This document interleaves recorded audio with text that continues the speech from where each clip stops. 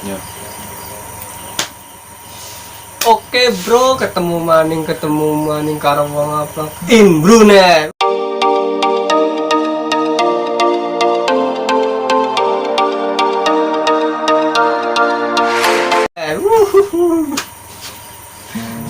Oke, berjumpa lagi dengan saya Wawan Asmawan. Ini dia Eka Rahman. Dan saya akan mempunyai pertanyaan untuk Eka Rahman. Jadi gini bro. Oke. Aku ingin tanya pengalamanmu selama di Brunei sampai detik ini, oke? Oke. Mantap. Jadi gini bro, Oke. apa tujuanmu datang ke sini dari dulu sampai sekarang? Tidak ke pengen negara lain atau ingin ke negara sebelah kah? Atau sebelahnya lagi sana atau negara tetangga lagi? Apa?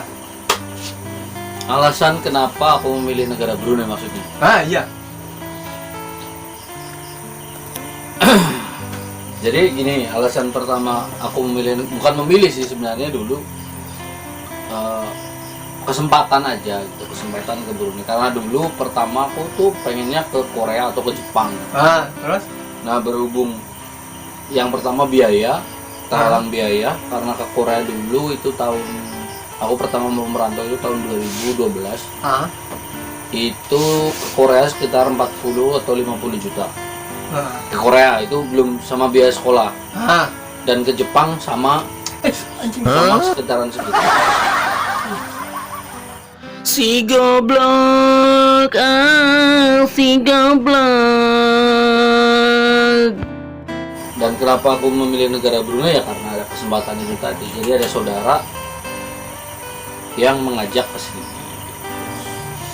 Kenapa nggak ke negara sebelah aja itu, yang sana, yang negara kecil, Malaysia kan? Malaysia itu atau Singapura? Kenapa? Karena di Singapura nggak ada visa laki-laki, visa kerja laki-laki pada tahun 2012. Itu nggak ada untuk pekerja laki-laki Indonesia pekerja di Singapura, itu nggak ada, adanya perempuan.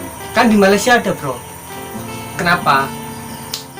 Ya, Kenapa kamu tetap milih di negara kecil ini? ya bukan memilih juga, karena ada saudara di sini menawarkan visa kerja.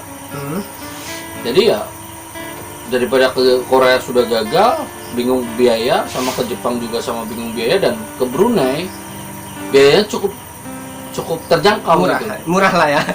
Jadi sekitar waktu dulu aku habis 7 juta tanpa sekolah bahasa, tanpa sekolah istilahnya untuk bicara, dan bahasanya masih sedikit sama. Ya udah, dibilang untuk memilih sih nggak memilih ya, karena ada kesempatan aja gitu.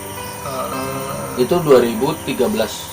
Wow coy, lama coy. Mungkin ya di kawan-kawan yang di sini pun ada yang lebih lama dari ini. Banyak. Oh banyak, ternyata banyak bro.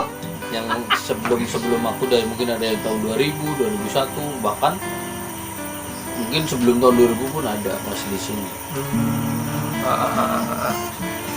Dan alasanmu ke sini, apakah ada punya cita-cita atau memang untuk cari rupiah saja?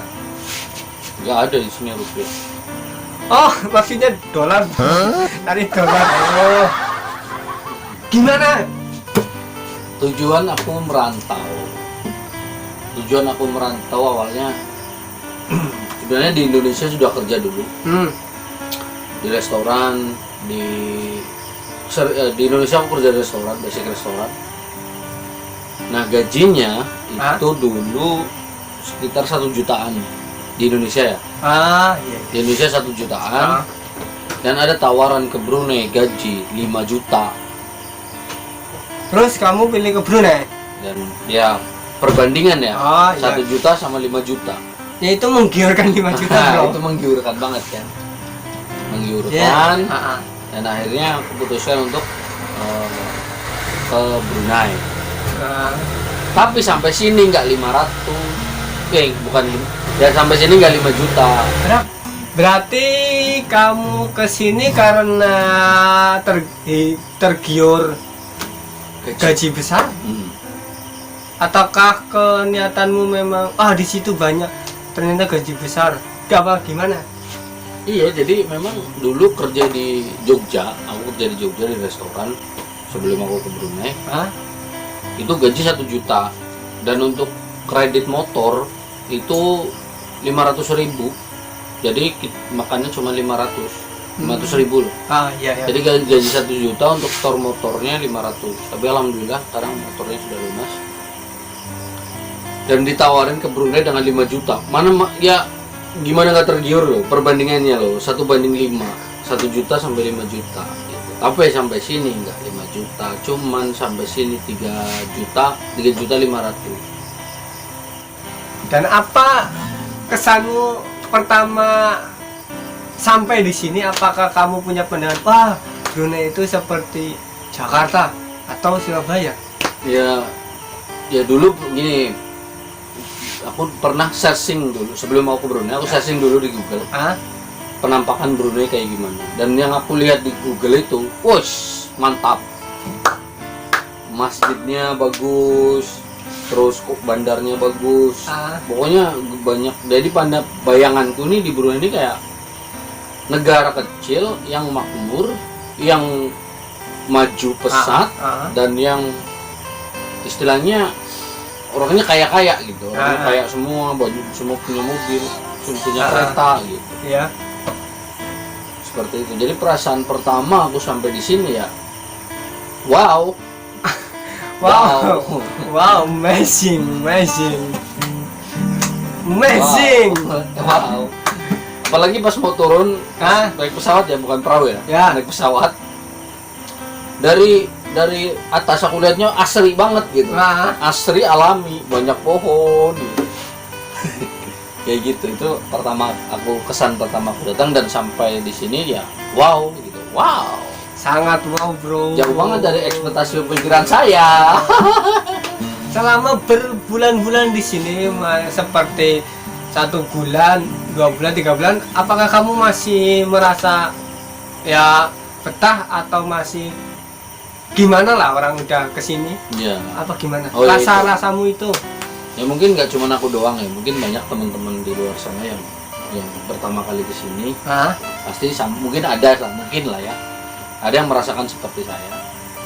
Karena 1 bulan ngerjalanin kerja gitu yang jauh banget dari peradaban Indonesia, dari peradaban yang biasanya di Indonesia, restoran di Indonesia dan restoran di sini. Iya. Yang harus mempunyai peraturan-peraturan tertentu, kayak contohnya harus pakai sepatu, harus pakai sarung tangan, harus pakai uniform, harus pakai kayak atribut-atribut untuk masak. Iya ya. Kalau di Indonesia enggak, kalau sudah seragam, kaos biasanya kalau memang restoran besar biasanya hanya pakai kaos dan bercap logo restoran itu. Dan yang nggak ada di sini dan nggak ada di Indonesia ini adalah biasanya adalah sistem perundang-undangan perizinan untuk restoran itu. Jadi beda banget. Terus menunya pun lain, walaupun kesini sudah mulai hafal, sudah mulai hampir sama, cuman beda nama. Kayak mie ayam di sini namanya kolomi. Terus di Indonesia ayam penyet ya, sini masih ayam penyet. Terus kayak nasi goreng di sini bukan tulisannya nasi goreng, bukan, tapi fried fries pakai bahasa Inggris lah. Iya. Itu sedikit perbedaan, tapi kalau memang bisa bahasa Inggris ya alhamdulillah masih bisa dipahami gitu.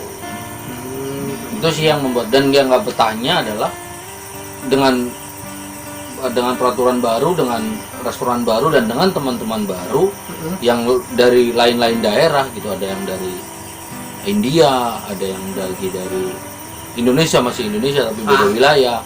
Kalau dulu di Jogja kan kebanyakan orang-orang Jogja, orang-orang kita, orang-orang daerah gitu. Kalau di sini dari segala penjuru di Indonesia, pokoknya di luar Jawa ada, pokoknya banyak. Itu sih yang membuat akunya nggak betah, dan sebulan sampai 3 bulan aku merasa nggak betah dan hampir pengen pulang balik. Cuman aku berpikir kesini udah pakai duit, kesini udah pakai biaya, masa sih kayak gini nggak kuat selama di sini belum istilahnya masih dalam bahasa kerja, Ya berat nggak berat karena waktu waktu dulu aku kerja pertama itu nggak terhitung waktu gitu. Kalau di Indonesia kan 8 jam 9 jam. Kalau sip-sipan gitu. Kalau di restoran di sini dulu pengalaman aku lah yang dulu itu dari jam 6 pagi sampai hampir jam 11 malam. Itu rehat cuman 2 ke 3 jam gitu lah. Dan itu nggak ada cutinya, bro. Wow. Nggak ada cutinya, beneran. Cutinya yang kalau hari Jumat, kalau restoran di sini kan hari Jumat tutup. Itu tutupnya jam 12, buka lagi jam 2. Itu udah terhitung rehat dan itu digantikan kepada jam rehat gitu. Hari Jumat. Jadi sama aja gitu, sama aja kayak rehat gitu. Jadi bukan cuti namanya. Dan kalau kirim uang pun setengah hari? Enggak nitip. Oh, berarti enggak ikut keluar gitu? Enggak pernah. Dulu pas di restoran enggak pernah ke bandar, enggak pernah ke kota istilahnya. Ya cuma di restoran itu. Itu pengalaman dulu aja. Tapi alhamdulillah habis 1 kontrak. Selama bertahan karena untuk teman-teman juga yang nggak betah ya. Jadi pikirannya gini aja, negatif, jangan negatif gitu. Maksudnya positif aja. Positif aja karena di situ masih kerja, masih digaji ya walaupun kerjanya capek, di mana juga kerja capek. Itu yang pertama. Yang kedua, sebelum di sini masih digaji terus berpikir kesini pakai uang, pakai kontrak, kan cuma kontrak. Berarti intinya berpikirlah positif karena kita secapek apapun kita masih tetap digaji. Ya, gitu, bro. Ya, yang penting masih digaji itu aja. Kalau sudah nggak digaji ya baru komplain. Aduh, betul. Amazing. Ya, untuk selama bertahun-tahun di sini pernah balik ke kampung? Pernah balik. Jadi pas yang pertama itu di restoran itu aku balik, bener-bener aku balik. Habis kontrak pertama tuh aku balik. Habis kontrak kan aku balik di Indonesia gitu. Iya. Nah kemudian di Indonesia aku sekitar 7 bulan atau 8 bulan lah. Ya itu tadi masalahnya, di Indonesia usaha sudah dicoba gitu. Dari jualan cilok, jualan ayam goreng, sampai jualan catering, pernah buka catering juga. Selama 9 bulan. Jadi modal hasil yang dari sini aku modalin untuk beli gerobak, beli apa, beli ini, beli itu. Sampai mau buka usaha niatnya. Tapi ya itu dia masalahnya. Karena di kampung juga ya belum tahu sendiri gitu. Ya begitulah. Namanya di kampung ya, namanya udah coba ya, hasil apa tidak hasil ya namanya udah usaha, bro. Ya, jadi akhirnya untuk memutuskan kembali ke sini dengan bos baru. Dan aku di sini kan sudah banyak pengalaman tuh 2 tahun, sudah banyak temen gitu. Jadi bisa tanya-tanya ke temen yang masih di Brunei. Dan alhamdulillah dulu ada yang nawarin, yaitu di restoran, masih di restoran juga, cuman di daerah Batu Satu sana. Daerah masih Brunei, cuman dekat dengan bandar. Itu bosnya India mah. Berarti selama kamu di sini pernah ada tujuan untuk bikin usaha, tapi ternyata gitu-gitu aja. Terus kesini lagi. Intinya, iya. Setelah kamu kesini udah pengalaman lah, jadi banyak teman gitu. Ya. Untuk kedepannya lagi, apakah udah ada pandangan ataukah mungkin pengen pulang lagi untuk untuk buka usaha yang benar-benar usaha apa gimana? Ya, karena gini, ya aku datang ke sini lagi dengan harapan cari modal lagi untuk berusaha lagi. Ya mau nggak mau kita punya rumah, kita punya kampung halaman. Iya. Nggak mungkin selamanya kan merantau seperti ini. Kita juga pulang punya rencana gitu. Ya, benar. Dan rencana aku ada sudah gitu. Cuman masalahnya masih terhalang modal. Modalnya masih kurang, dan kalau modal nanggung itu nggak bisa. Jadi mesti harus 3 kali modal. Jadi modal pertama adalah modal untuk usahanya, yang kedua adalah modal untuk orang utang, atau biasanya di kampung kan utang lah. Iya.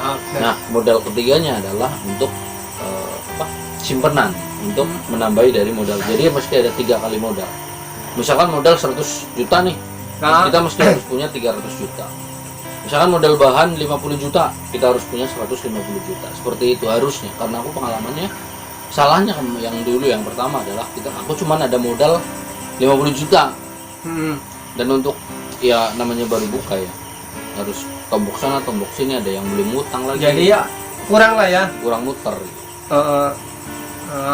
Jadi ya yang penting lah tetap semangat, apapun resikonya tetap jalani, yang penting positif thinking. Walaupun masih kita bekerja, yang penting kita masih tetap digaji. Oke, mungkin itu saja pembahasan cerita si Jibai atau si Karaman. Cukup itu saja, dan sampai jumpa. Selamat malam dan bye bye.